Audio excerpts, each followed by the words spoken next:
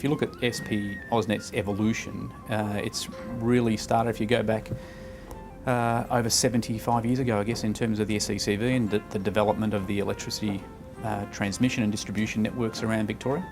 I certainly have very fond memories of my first period of time down in Colac when I was a junior engineer, and turning up there and thinking life was pretty serious in the SECV, and life, a lot of responsibility as an engineer, and turning up there, and I think it was a Wednesday morning was my first morning in Colac, and after being sort of walked through the office, about 1 o'clock I got corralled in by my manager and says, "Well, come on, we're off." I said, "Where are we going?" So we play golf in the afternoon in Colac. So I thought that was a wonderful way of being inducted into life in Colac. But I guess life in regional centres is a little bit different, and I guess we appreciate that diversity. But it was an interesting time. Yeah, when I started with the SEC back in 1984, I mean, it was one of 3 major employers in the state that offered opportunities for young people straight out of school that didn't necessarily go on to university. And SEC was one of them, Gas and Fuel was the other, and Board of Works was pretty much the third. And I guess the attraction for me of working with the SEC or the gas industry at that time would have been the service that we provided the community, the fact that we were providing an essential service that kept the state running, kept people comfortable in their homes and businesses operating. In 1966 we had the SEC apprentices all started at Yarraville, and there was electrical fitters, there was electrical mechanics, there was refrigeration mechanics, there was motor mechanics, fitter and turning, and I think in that year there was about between 50 and 60. My dad used to work for the gas company. Dad was on one of the trucks, and he always said, "Oh, look, if you want a good job, come into the gas company." And the utilities in those days, not only the gas and fuel, I think the SEC was much the same.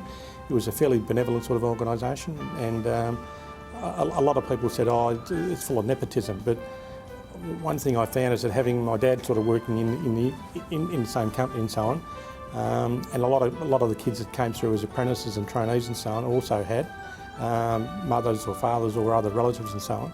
And one of the things it did do is it kept you on a straight and narrow, because if you did anything wrong, it always got back to your dad or your mum or whoever. We'd gone from a company that was basically self-sufficient in everything we did, from servicing our own vehicles. We had leather workers to make our leather pouches for the linesmen. We had our own workshops that manufactured any bit that we needed for the thing, and that's all gone now to now we are just a core industry. We only look after the core electricity business, and vehicles are serviced outside. Panel beaters is all done outside, whereas the SEC had its own panel beating shop, so it was totally self-sufficient. About 22,000 people or something that we had there. To today, I think there's only about 5,000 or 6,000 totally in the whole industry across Victoria. In SEC, there's just a lot of people contributing to big projects, but you often didn't get the opportunity to look at the end result of your own work or be so directly involved with that, I think, as we are now in smaller companies, and companies with a much smaller focus as well. The thing I like about the new era compared with the old is that it was slow moving. It was the State Electricity Commission, and when you told people you worked for the State Electricity Commission, there was often, "Oh yes, slow, easy and comfortable, you've got an easy job," where it really wasn't true even then, but that was a public perception. Now it's a very different perception. The public has a much higher regard, I think, for us as a private business than they did as a government business, and we are much more responsive in many ways than we would have been as a government business. We used to have district officers, and those district officers would collect the funds for the customers and the people that wanted new connections. And every second day you had to take the money from the vault down to the bank. And so they introduced new security measures. They gave you a gun. And so we had the local admin guy walking down the main street of Lilydale with this bag of money and his gun in his pocket and the bullets in the other pocket. What would happen if someone came? I'd give them the money and run. So when I began in the SEC back in 1984, a lot of the women who would have formed about up to 20% of the workforce then were involved in typing pools and in support roles to the men who weren't as sort of self-sufficient in an administrative capacity. But these days, the roles of women in this organisation are much more senior. We have an executive member, a legal counsel, There are about 25%, I believe, of our senior managers are female, and I think it shows the regard that women are held in the industry these days. When they rolled the gas out in 1969, I'm told that there was a fair bit of hype. The gas we were using was a manufactured gas, as I said, from coal gas, and it really was a dirty, smelly, liquid type of gas. But when they rolled out the natural gas, it was a very much different, dry, didn't have an odour. The odour had to actually be put into the gas, and it was very fuel efficient. And the gas and fuel ran with the motto that it was clean, efficient, high-speed gas, and that captured the attention of the public, and the growth of the gas industry from that time has been quite large. Being a substance that didn't have any smell to it, they had to put an odorant in the gas so that people were aware that if gas was leaking or where it was. And many people at the time didn't like the smell and still don't. And they actually asked the gas and fuel, could they change the odorant to a sweeter smelling perfume? And the fear at the time was that if we'd gone and done that, that people might have actually turned the gas on to try and smell that sweet smell, which would have been obviously quite dangerous. The business change that occurred was fairly significant growth of the gas industry because the old Towns gas was fairly expensive compared to the natural gas and so on. They were able to pipe a lot more gas supply out into the areas and so on, and a lot more people decided to take it up. And there was also, that same stage, a lot of new appliances introduced, and the fact that they were far more efficient, a lot more people came on board.